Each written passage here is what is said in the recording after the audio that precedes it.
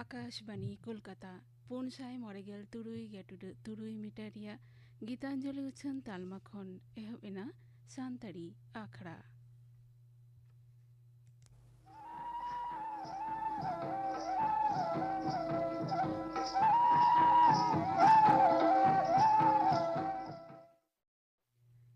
तेहिया सानताड़ी आखड़ा रे एतहब रे दपे आंजमा बाहामई कौशला हांसदा सावतन कुआ दंग सेरिन रे दो बाहामई कौशला हांसदा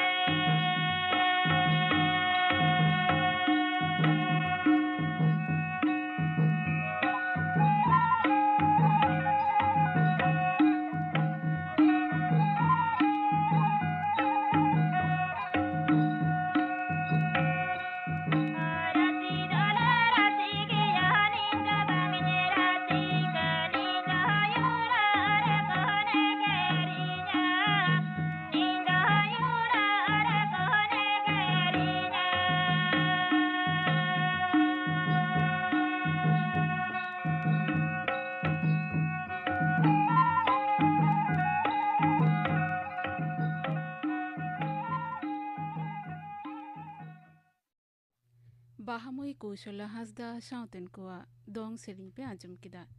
सेरिन रे दो तहे कनाय बाहामई कौशला हांसदा नितो दो आंजम को तापेगिन गापना आखड़ा कामी हरा गापना सानताड़ी आखड़ा रे दो पे आंजमा सेरिन को दो सोमबारी मुर्मुआ सावतन को पद्दुलोचन बेसरा धरमदा सरेना सावतन कुआ सेरिन बेगर आर पे आंजमा पतब किरिñ आखरिñ बाबदते सुधीर टुडू साव कुपुली रपड़ कुकली रे दो ताहेनाय परिमल हेम्ब्रम आंजम के ताबोना पे गापाना आखड़ा कामी हरा आर मिद घड़ी तायम खान गे खबर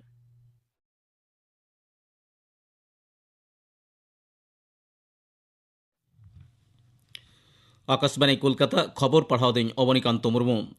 पे गोटांग चासाबाद अनारी लेते गुलमाल खतीरा तेहन लोकसभा दुपुरुब तिकिन गेलबार बाजा पेगेल मिनट ऑक्ते थुकम ताहन तायम आरहों थोबारिया कामी एहब लेना कांग्रेस लीडर अधीर रंजन चौधरी नोआ अनारी कथा साब राकाब तुलुज लई कदा दिल्ली सीमा अड़े चासी को कृषि आईन लेते हुलसई को चलाव इदीदा आयमा हड़ गेको गज अकाना कांग्रेस डीएमके टीएमसी और एटा विरोधी दल रेन सहेद को सरकार विरुद्ध ओयल रे फेट काते स्लोगान को एमेत ताहेकना अध्यक्ष ओम बिरला सहेद को थिरो ए नेहराट को ओना गुलमाल तलारगे अध्यक्ष दो कुकली तला चलाव इदी रे कुरुमुटु ले रेहों बाय पुरो दाड़ेदा नोते राज्यसभा रहो नवा कृषि आईन लेते गुलमाल सिरजेवेन रे दुपुरुब पोइलो रे गेलबार बजा धाबिज ओना तायम माजान बार बजा हाबिज दुपुरुब दो थुकम ताहेना दुपुरुब एतहब रेगे विरोधी दल रेन लीडर मल्लिकार्जुन खड़गे चासी को आनाट लेते गालमाराव एतहब लेन रे राज्यसभा रेन चेयरमैन एम वेंकैया नायडू लई कदाय बजेट दुपुरुब रे पोइलो खेपरे नवा लेते गालमाराव होई कना एंते रहो मानतन नायडू लई कदा एटा एटा अनरे विषयते गालमाराव ऑक्ते नवा लेते हो गालमाराव होई दाड़ेआ विरोधी को ओना कथा रे बाको रेबेन लेना ओयल रे फेट कते स्लोगान को चलाव इदी कदा नंदीग्राम विधानसभा आसन लगी तृणमूल कांग्रेस प्रार्थी लेखाते मुख्यमंत्री माननीय ममता बनर्जी तेहें बाचनी साकामे जमाव कदा ओना मांग उनी दो रेयापाड़ा शिव मोदिल रे सेन कते पुजे एम कदा ओना तायम नंदीग्राम खोना हेलीकप्टर ते हल्दिया मोहडायना महकुमा शासनिक डिपार्ट रे बाचनी साकाम दाखिल तायम शिवराम रे काली मुदिर रे पुजे एम कदा नोते नंदीग्राम आसन रे मुख्यमंत्री बादी हेप्राये आया मंत्रिमंडल मारेन सहित बीजेपी प्रार्थी शुभेंदु अधिकारी हों तेहें नंदीग्राम रे टेंगुआ खोना नंदीग्राम बस स्टैंड हाबिज पदयात्रा तायम दल रे मिड ऑफिसे उड़ो सागुना कदा पश्चिम बांगला विधानसभा बछनाव रे पहिलो खेप्रे मोड़े गोटांग जिला रे पेगेल गोटांग आसन लगी जमावकन बाचनी साकाम को तेहें को वीडियो नेल रे कमी हरा चला कना नवा खेप्रे बारसाई मोड़ेगेल गोटांग बाचनी साकाम समांकना ओना को मुद्रे बाकुड़ा रे पुन गोटांग केंद्र लगी बागे इरेल गोटांग झाड़ग्राम जिला रे पुन गोटांग आसन लगी मोड़ेगेल बार गोटांग पश्चिम मेदिनीपुर जिला रे तुरुई गोटांग केंद्र लगी मोड़ेगेल तुरुई गोटांग बाचनी साकाम जमाव कना ओना छाड़ा पूर्व मेदिनीपुर जिला रे एआई गोटांग केंद्र लगी पेगेल तुरुई गोटांग और पुरुलिया रे आरे गोटांग आसन लगी एआई गेल इरेल गोटांग बाचनी साकाम जमाव कर खबर नाम कना नवा खेप्रे बाछनाव रे नेडा माहा दो बागे एआई मार्च हिलो पहिलो खेप्रे बाचनी साकाम तुले हता रे मुचाद माहा दो दारायकान शुक्रबार मेनदो गेलबार मार्च हिलो नोते दोसार खेप्रे भोट तांग लेते बाचनी साकाम जमा एम रे कमी हरा चला कना दोसार खेप्रे बाचनी साकाम जमा एम रे मुचाद माहा दो गेलबार मार्च लैतोरा लेक कना पोनत रे बारसाई आरेगेल पुन गोटांग विधानसभा आसन लगी इरेल गोटांग खेप्रे भोट आतांग कमी हरा एहबोआ दारायकान बागे एआई मार्च खना चला बागे इरेल एप्रिल हाबिज अर्ज दो उछनोआ दोसरा मे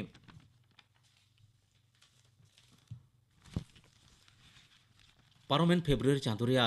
गेलपे और गेलपुन माहित हिलो पश्चिम मेदिनीपुर जिला चंद्रकोना मिड नम्बर ब्लॉक आवतारे मांगरुल सिदुकानु सावता सुसर गावता साहेजुते धर्मगुरु श्री श्री स्वामी रामकृष्ण मारांगबुरु हपना हेम्ब्रम उहर नुतुमते गुर्दे खिलोड सावते देवा सेवा कमी होई सेतेना गुर्दे खिलोड रे पहिलो ठाव को हमेट कदा बाकुड़ा जिला बोईतोल एकादश दोसार दो पश्चिम पाड़ा एकादश हुगली सिरप चापाल अखड़ा रे मारां पेड़ा लेकाते सेटरे ताहेकना लक्ष्मीकांत हांसदा मनन पेड़ा लेकाते को ताहेकना सायंतन बनर्जी मांगरुल ग्राम पंचायत प्रधान गुरुपद घोष संजय मांडी जितेन हेम्ब्रम शीतल भट्टाचार्य साथे आयमा गाकुड़ान गमके को बीजेपी दो दोसार खेप्रे भोट रे सारेज बार जना प्रार्थी ᱧᱩᱛᱩᱢ तालिका तेहन उच्चन कदा दल पाहटा कोना बड़ाय नाम कना नवा खेप्रे खड़गपुर सदर केंद्र रे प्रार्थी लेकाते फिल्म पारुकियन हिरण चट्टोपाध्याय और बाकुड़ा बड़जोड़ा केंद्र रे सुप्रीति चैटार्जी को प्रार्थी अकादया पश्चिम बांगला विधानसभा बचनाव रे पहिलो खेप्रे जहां पेगेल गोटांग आसन रे भोट अतांगआ ओना सानाम बुथ के बाछन कमिशन दो बतरना लेकाय चिन्ह कदा सिरो बाछन अधिकारी डिपार्ट पाहटा खुना बड़ाय नाम कना नाय नापाते भोट अतांग कामी हरा सुसल लगित ते 1,200 गोटांग बुथ रे 3 जना खुना 9 जना हाबि केंद्रीय बाहिनी रेन जवान को बहाली तहना बुथ रे 200 मीटर हाबि एलेका हो आधा दु दाराम फदा कबज रे तहना अवस्था जानी पनत पुलिस कामी रे लगा हुआ पुरुलिया आरे गोटांग विधानसभा आसन लगी बाछन कमिशन होते बहाले तुनखिया को तेहन कोविड टीका को एम को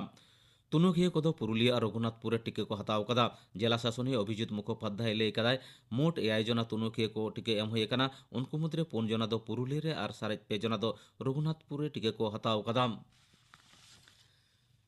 दिसम जकात तेहना खबर पढ़ा दो नोडेगे मुचाद एना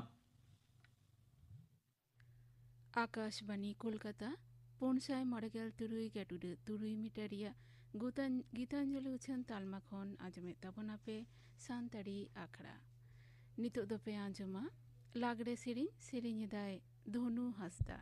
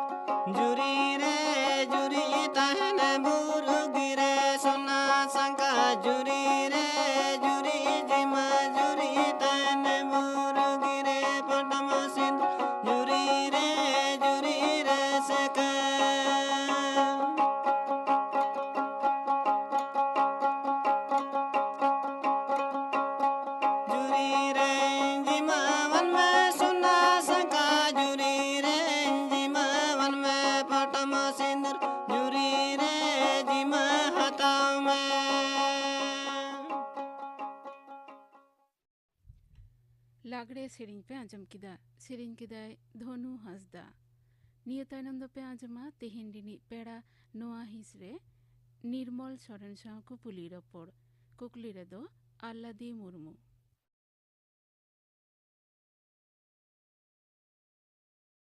तेहिंडिनी पेड़ा नोआ हिसरे तेहिन दो नेवता होए कना मिद तीते तियार कारीगल मानतान निर्मल सरेन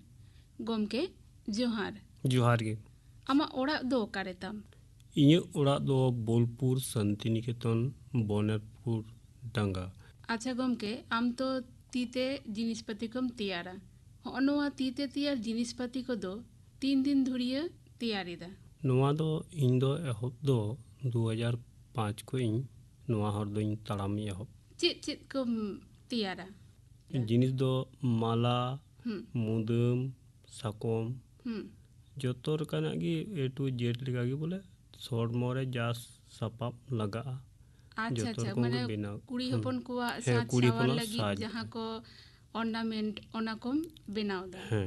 अच्छा ओनवा साजसावर रेना जिनिस को जेम बनावदा ओना दो चेत अत एम बनावदा। नितो दो नुआ दो हुयुक कना सिरम हनु अमार तापर हुयुक कना जांग गारगडी जांग पितज जांग तापर सारजम बाहा तली सकाम खिजुर सकाम ना नड़ी सकाम दिए बीरबुर ना जिनिस की ले व्यवहार ता। अच्छा सकाम अते हो बनाव गानो है सकाम हो गानो ओना दो चेक लेका कतेम बनावा ओना दो जैसे कि मान लिया ओना दो लुतुर ना पसा बिना ओना लुतुर ना पसा अडी मज बनाव हुयुक कना एकदम नुका ये कते ओना दो आले एंते अडी मज बहाल काले तैयारी दा बहाल का तैयारी कते पसा धरन जैसे कि माने नितों को मिता ना टाप लिका ओना दो बैस लुतुर ᱵᱟᱹᱭᱥᱟᱹᱜ ᱞᱮᱠᱟᱱᱟᱜ ᱡᱤᱱᱤᱥ अच्छा ᱜᱮ साकाम तो रचोदोᱜᱼᱟ तो ᱵᱟᱝ ᱚᱱᱠᱟ ᱞᱮᱠᱟ ᱚᱱᱟ ᱫᱚ ᱛᱷᱚᱲᱟ ᱟᱞᱮ ᱥᱮᱢ ᱢᱟᱪᱷᱟ ᱤᱭᱟᱹ ᱠᱟᱛᱮᱫ ᱞᱮ ᱵᱮᱱᱟᱣ ᱮᱫᱟ अच्छा ᱚᱱᱟ ᱫᱚ ᱵᱚᱞᱮ ᱟᱞᱮ ᱚᱱᱟ ᱢᱤᱫᱴᱮᱡ ᱞᱮ ᱤᱭᱟᱹᱭᱮᱫᱟ ᱡᱮᱭᱥᱮ ᱜᱮ ᱱᱚᱜᱼᱚᱭ ᱥᱤᱨᱟᱹᱢ ᱦᱚᱸᱛᱚ ᱨᱚᱦᱚᱲ ᱠᱟᱛᱮᱫ ᱟᱞᱮ ᱞᱮ ᱛᱷᱚᱲᱟ ᱜᱟᱞᱟᱝ ᱥᱚᱢᱚᱭ ᱫᱚᱞᱮ ᱞᱚᱦᱚᱫ ᱮᱫᱟ ᱞᱚᱦᱚᱫ ᱠᱟᱛᱮᱫ ᱵᱮᱱᱟᱣ ᱦᱩᱭᱩᱜᱼᱟ ᱵᱟᱠᱷᱟᱡ ᱫᱚ ᱚᱱᱟ ᱨᱚᱪᱚᱫ ᱫᱟᱲᱮᱭᱟᱜᱼᱟ ᱚᱱᱟ ᱛᱚ ᱨᱚᱪᱚᱫᱚᱜ ᱜᱮᱭᱟ ᱨᱚᱦᱚᱲ ᱞᱮᱱᱠᱷᱟᱱ ᱛᱟᱦᱞᱮ ᱚᱱᱟ ᱫᱚ ᱪᱮᱫ ᱞᱮᱠᱟ ᱥᱤᱡᱮᱱ ᱵᱷᱟᱵ ᱧᱚᱜ ᱛᱮᱯᱮ ᱫᱟᱞᱮ ᱚᱱᱟ ᱫᱚ ᱛᱷᱚᱲᱟ ᱚᱱᱟ ᱥᱮᱢ ᱫᱷᱚᱨᱚᱱᱮ ᱞᱚᱦᱚᱫ ᱠᱮᱫᱟᱞᱮ ᱟᱫᱚ ᱢᱤᱫ ᱜᱷᱟᱹᱲᱤ ᱵᱟᱫ ᱛᱟᱨᱯᱚᱨᱮ ᱚᱱᱟ ᱫᱚ ᱟᱞᱮ ᱫᱚ ᱠᱟᱹᱯᱪᱤ ᱠᱟᱴᱨᱚᱜ ᱠᱟᱛᱮᱫ ᱱᱟᱱᱟ ᱨᱚᱠᱚᱢ ᱤᱭᱟᱹ ᱠᱟᱛᱮᱫ ᱞᱮ ᱵᱮᱱᱟᱣ ᱮᱫᱟ ᱛᱟᱨᱯᱚᱨᱮ ᱦᱟᱣᱮᱫ ᱠᱟᱛᱮᱫ ᱚᱱᱟ ᱛᱷᱚᱲᱟ ᱤᱭᱟᱹ ᱦᱟᱣᱮᱫ ᱫᱚᱦᱚ ᱠᱟᱛᱮᱫ ᱟᱞᱮ ᱚᱱᱟ ᱞᱮ ᱧᱮᱞ ᱮᱫᱟ ᱡᱟᱛᱮ ᱟᱹᱞᱩ ᱨᱚᱪᱚᱫᱚᱜ ᱞᱮᱠᱟ ᱚᱱᱠᱟ ᱞᱮᱠᱟ ᱤᱭᱟᱹ ᱠᱟᱛᱮᱫ ᱚᱱᱟ ᱵᱮᱱᱟᱣ ᱚᱱᱟ ᱠᱚᱫᱚ ᱯᱟᱥᱟ ᱜᱮ ᱦᱩᱭᱩᱜᱼᱟ ᱢᱟᱞᱟ ᱠᱚᱫᱚ ᱵᱟᱝ ᱦᱩᱭᱩᱜᱼᱟ अच्छा नवा जिनिस को ओका खुना एम ᱱᱚᱣᱟ ᱫᱚ ᱟᱹᱜᱩᱭᱮᱫᱟ? ᱚᱱᱟ ᱜᱟᱰᱟ ᱟᱲᱮ ᱚᱱᱟ ᱡᱟᱦᱟᱸ ᱚᱱᱟ ᱢᱤᱫ ᱵᱟᱨ जिनिस ᱫᱚ ᱵᱤᱨ ᱠᱚᱨᱮ ᱦᱚᱸᱞᱮ ᱥᱚᱝᱜᱨᱚᱦᱮᱫ ᱠᱟᱱ ᱜᱮᱭᱟ ᱠᱤᱪᱷᱩ ᱠᱤᱪᱷᱩ ᱡᱤᱱᱤस ᱫᱚ ᱠᱤᱨᱤᱧ ᱞᱮᱠᱟᱛᱮ ᱜᱟᱱᱚᱜ ᱠᱟᱱᱟ ᱥᱩᱛᱟᱹᱢ ᱛᱟᱢᱵᱟᱛᱟᱨ ᱞᱟᱴᱷᱟ ᱚᱱᱮ ᱚᱱᱟ ᱠᱚᱜᱮ ᱠᱤᱨᱤᱧ ᱫᱚ ᱦᱩᱭᱩᱜ ᱠᱟᱱ ᱛᱟᱞᱮᱭᱟ ᱱᱚᱣᱟ ᱟᱞᱮ ᱡᱮᱴᱟ ᱥᱤᱨᱟᱹᱢ ᱱᱟᱹᱲᱤ ᱡᱟᱝ ᱚᱱᱟ ᱠᱚᱫᱚ ᱱᱤᱡᱮ ᱛᱮᱜᱮ ᱞᱮ ᱥᱚᱝᱜᱨᱚᱦᱮᱫᱟ अच्छा ताहले नोआ रे तीना गान खरच होय कान तमा और नोआ को बेनाव काते तीना गान लाभ होय कान तमा ᱦᱮᱸ ᱞᱟᱵᱷ ᱫᱚ ᱦᱩᱭᱩᱜ ᱢᱮᱱᱛᱮ ᱫᱚ ᱱᱚᱝᱠᱟ ᱟᱞᱮ ᱚᱱᱟ ᱡᱤᱱᱤᱥ ᱨᱮᱱᱟᱜ ᱢᱮᱴᱮᱨᱤᱭᱟᱞᱥ ᱠᱷᱚᱨᱚᱪ ᱫᱚ ᱠᱚᱢ ᱜᱮᱭᱟ ᱟᱞᱮᱭᱟᱜ ᱠᱟᱹᱢᱤ ᱠᱷᱚᱨᱚᱪ ᱛᱷᱚᱲᱟ ᱴᱟᱭᱤᱢ ᱚᱱᱩᱡᱟᱭᱤ ᱞᱮ ᱧᱮᱞ ᱮᱫᱟ ᱪᱮᱫ ᱞᱮᱠᱟ ᱢᱤᱫ ᱫᱤᱱ ᱨᱮ ᱦᱩᱭᱩᱜ ᱠᱟᱱᱟ ᱡᱮᱥᱮ ᱛᱤᱦᱤᱧ 5 ᱜᱚᱴᱮᱡ ᱡᱤᱱᱤᱥ ᱵᱮᱱᱟᱣᱮᱱ ᱠᱷᱟᱡ ᱛᱤᱱᱟᱹᱜ ᱴᱟᱭᱤᱢ ᱞᱟᱜᱟᱣᱱᱟ ᱚᱱᱟ ᱦᱤᱥᱟᱹᱵ ᱛᱮ ᱫᱟᱢ ᱫᱚ ᱟᱞᱮ ᱛᱮᱜᱮ ᱱᱚᱣᱟ ᱫᱚᱞᱮ ᱵᱮᱱᱟᱣ ᱮᱫᱟ ᱠᱷᱚᱨᱚᱪ ᱫᱚ ᱮᱢᱚᱱ ᱢᱤᱫᱴᱮᱡ ᱢᱟᱞᱟ ᱵᱮᱱᱟᱣ ᱨᱮ ᱞᱟᱹᱴᱩ ᱠᱟᱹᱴᱤᱡ ᱢᱟᱞᱟ ᱵᱮᱱᱟᱣ ᱨᱮ ᱚᱠᱟ ᱫᱚ 50 ᱴᱟᱠᱟ ᱠᱷᱚᱨᱚᱪᱚᱜ ᱠᱟᱱᱟ ᱚᱠᱟ ᱫᱚ 100 ᱴᱟᱠᱟ ᱦᱚᱸ ᱠᱷᱚᱨᱚᱪᱚᱜ ᱠᱟᱱᱟ मेटांग माला से मेटांग लुतुर रिना से मेटांग चूड़ी ओना बेनाव ते तीना टाइम लगा तमा ᱠᱟᱹᱴᱤᱡ ᱢᱟᱪᱷᱟ ᱪᱩᱲᱤ ᱫᱚ ᱢᱤᱫᱴᱮᱡ ᱢᱟᱞᱟ बाला लुतुर ना बनाते 1.5 घंटा लेकान लगा मिद दिन ते तीना गान जिनिस एम बेनाव दाड़े ताले मिद दिन रे उना कटिज जिनिस तो 4 सेट 4 सेट उना रे लुतुर रेना माला और चूड़ी नोआ जिनिस को बेनाव काते नोआ तो बाजार में आखरींदा से चेक लेका काते आम नोआ को आखरींदा नोआ तो आले बाजार ले इदीदा से विभिन्न रकम नोआ डीआईसी को आले साहज्य को माले कना विभिन्न रकम मेला से आले नितों खोयहाट अडी बिख्यात तो हुई कना अच्छा उना हाट होते ते हों अडी आट नितों दो आले जहाना नोआ इनका एडवर्टाइज हुई कना बोले नितों तो को हिजुक कना विभिन्न रकम देश विदेश रेन हर हों से नियो करन जतो कोलकाता करन जतो रकम हर के को हिजुक कानते नोआ दो दिकु बुहा दो डार के को आले जिनिस पर को लोराव कना से बाजार बिक्री बट्टा अडी मौजी हुई कान तालेया ओका करे नोआ को जिनिस आखरीᱧᱮᱢ चला बड़ा कना चलाव दो इन दो आयमा जगह गिन चलाव कना कोलकाता दो जेमन मिलन मेला दिल्ली होन चलाव कना तापर मुंबई होन चलाव कना हैदराबाद बेंगालुर आयमा आयमा जगह गी इन दो नोआ दो अच्छा आमा बेनाव जिनिस गे आमेम इदीदा आरम आखरींदा नोआ रेना दाम को चेलकाम ᱧᱟᱢᱮदा दाम दो बाजार तो भली हुई कना इन पुसा लका गिन एकेव दा नोई ते निये ऊपर गी सनाम निर्भर अच्छा नोआ तेगे आमा ओड़ा संसार तो चला कान तमा हो नोआ कामी तीते तियार जिनिस पाती को जहां को बेनाव कदा तो नोआ दो ओका खुन एम सेड़ा कदा नोआ दो है इंतिगी सेना दो हुई कना किंतु नोआ कोई थोड़ा उनी नितों दो मिटे गुरु मेंतगिन मनावया दिबु मुर्मू उनी दो इनको सीनियर गया लहागे उनी अदो उनी हो इन मेंदा जखन नोआ नुंका अडी आश्चर्य नेल केदा अदो इहिन मेंदा नोआ हरतिन ताड़ामा अच्छा उनका दो कोनो ट्रेनिंग दो बाम हताव कदा बांग नोआ न ते नेल के है सेना को नोआ को आखरीन कते चेक लेका काउडी में अर्जावा काउडी दो अकन नोआ को आखरीन कते भलीगी मोटामोटी नोई मिड चंदू रे 10,000 12,000 जेमन सीजन हिसाब से उनका बोले हुई कानिया नोआ रेना बाजार दो सारा बछर गे हुई कना तो नेता दो डिगी आरहों गी जस्ती दी कना मेला करे तमा आरो बिसी गे आखरीन कान तमा मेला करे दो अडी अडी नोई कोलकाता मेला करे हो अडी अडी अरे माल दो को नितन को लोराव कना नोआ को दो किरिኝ दा को ओकोय जस्ती दो नितन दो अबु नुकु देश विदेश रेन को सनाम गी दिकु को डट गी नोआ दो को नोआ जिनिस पर को तो को कुसिया कानते अच्छा विदेशी को जस्ती को हटावदा विदेशी को हटावे कानिया कुसियाक कना को ᱦᱮᱸ, चेक लेका को ᱠᱩᱥᱤᱭᱟᱜᱼᱟ ᱞᱮ। उना को किरिंग कते किरिंग तायनम उनको ठेन खोन चेक लेकाना कथा को माम आंजमिदा उनको को दो को मेंदा मैंने आले जिनिस रे पोरे चिदा पे उन भली मेंदा को आपे हर बुहा जिनिस तो थोड़ा बिनाव से जहाना से जो तोड़ सते कोई सते बांग मिसा कान तपेया थोड़ा आलादा रकम जिनिस ले नेले कानते अडी हाहाड़ा गेला अटकारे कान उना रस्कते अडार गी को नवा जिनिस पर दो को लुरा काना उना ते बोले अडार के आले हो कुसियाक कना को चेक आर को हतावदा अच्छा होनवा जिनिस कोरेना दाम को दो आम गेम ठीक इदा दाम को दो अले निजे तिगी अच्छा एमनी नोतेरेन होड़ जहां दाम तको हतावदा और विदेश रेन होड़ उनको दो चेक लेका को उनको दो थोड़ा गान नोते खोय नवा दिसम खोय दा विदेश दिसम रेन दो थोड़ा गान बढ़ती होले लई को कना उनको दो जहाना बाकु मिताले कना जापे निन हता पे उनको दो जमन आले ले मिता को कना आदो इन गान को हतावदा अच्छा उनका कोनो ऑर्डर को है बड़ा का मिया है ऑर्डर दो है हो नोंकान भापते तैयार में नोंकाना डिजाइन तैयार में है ऑर्डर दो आयमा गे है कान गया आम उनको कथा मतन उनको आसाम पूरन का तको है आसाम पूरन का तको गया उनका एम बनाव का को जेमन उना को उदु इन खाई बोले नोंका लेका नवा माप से नवा जिनिस बोले साज हार्मोन साज येते दो सनाम गी बोले बिनाव कते एम दली काट को नित अडी नापाय कथा अच्छा नवा को जिनिस को रेना दाम को दो चेक लेकाम दोहया दाम को दो आले कमी ऊपर निर्भर लटू जिनिस से नोइन का ते डिजाइन हिसाब रहो दाम जहाँ ये उडार माल कुराव लिखाई उनी तो उडार माल दो थोड़ा दाम जस्ती की पड़ा उना दो जमन उनी मेना उना हिसाब ते हम उनी कुसी लिका बिनाव हुई कना उना हिसाब ते आले हो दाम ले ᱧᱟᱢ खाई दो आले उनका गिले बिनाव कतमा नित धाबी आमा तियार मेटांग जिनिस जहाँ अडी सारहाम ᱧᱟᱢ कदा उनकाना जहाना जिनिस रेना कथाम ले दड़े सारहाव दो नितोंग दो नवा सुलग टिंग बिनाव लेदा मारा सुलग उनारे अडी भली दाम से रिस्क बोले नवा मारा सुलग टिंग बिनाव कदा उना आदो आर बेदेश रे मिटे चलावलना मिटे टुपरी बोले नुका मुकुट लिका दारा मुकुट से टुपी मुकुट लिका दारा उना दिकुआ जेमन बोले जेमन खरग लिका उनका उना बोले आदो ओने ना कुगी बोले लटू कमी दो इन दो बोले ᱧᱟᱢ लेदा और नुका माला मुदम दो जेमन गी बिना हुई कना से रकम जंगाना तोड़ा से सुपुना बाजू जतो गी सकम को है तीते तियार जिनिस को बाखराते आमा आगाम रिया कमी होरा को दो चेत आगाम ना कमी होरा तो इन दो नितन दिन जाइन ताराम मेंदिन नुआ आरहों लाहा तिन बा आरहों गिद्र को नितों इन लिका आरहों जहाइन लाहा को ओने उनका नितों दो नुआ हर आरहों ताराम चुकु इन लाइन रे उनका गी इन हर दिन नित धाबी नुआ को जिनिस को तैयार करते आमा मोने रे चेत हिजुआ जे नुआ कमी रेगे आगाम हो नुआ कमी तेगेम हैं नितों दो इन दिन मेंदा जतेमन नुआ कमी आरहों तीन इन लाहा दड़ी मौज चित लिका जते जमन आरहों जत्तो गी को नुआ हर को ताराम लिखा इन लिका ताले नुआ पासे अडी भली गी हुआ से अकु हों भविष्यत अब हड़ बुहार नितों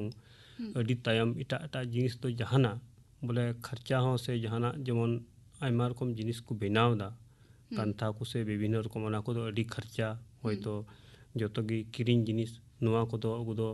घास तली सकाम उना को ना जिनिस का नुआ दो खर्चा हो ᱧᱟᱢ उ कते बिना लगा है बनुआ आदि मेंदा कमी गेम उदुगा आदो उनका लका इन सते तार हो जवन को हजू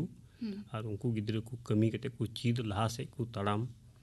उनका गी इन लका जवन को उहर भवलाय इन दो उना गिन तो हुदिस जोंग कना कि मोनेया नोआ को बनाव कते निजेरा लाई आसुल दो गानोग गिया है गानोग गिया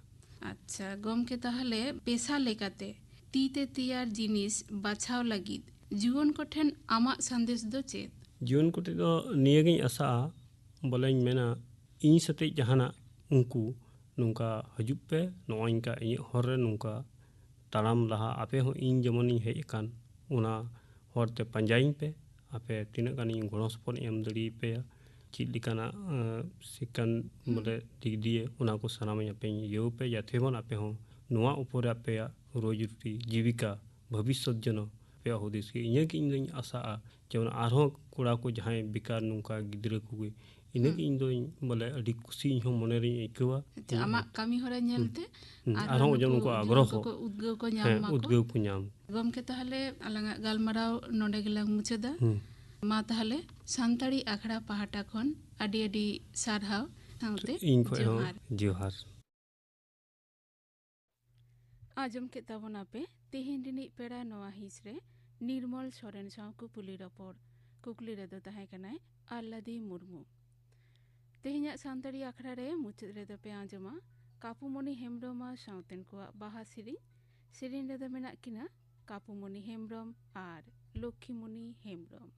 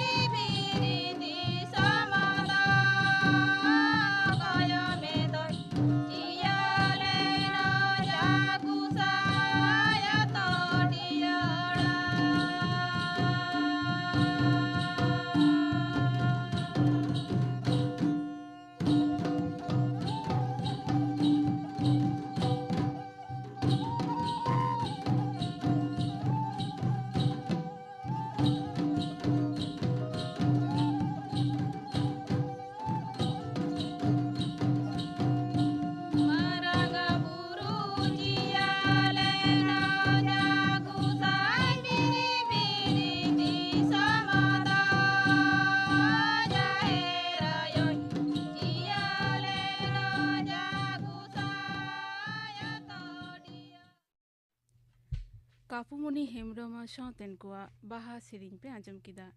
सिरिन रे दो किन ताहे कना कापुमणि हेम्ब्रम आर लक्ष्मीमणि हेम्ब्रम नोआ सिरिन साउते गे तेहिन्या सानताड़ी आखड़ा दो नोंडे गे मुचाद इना।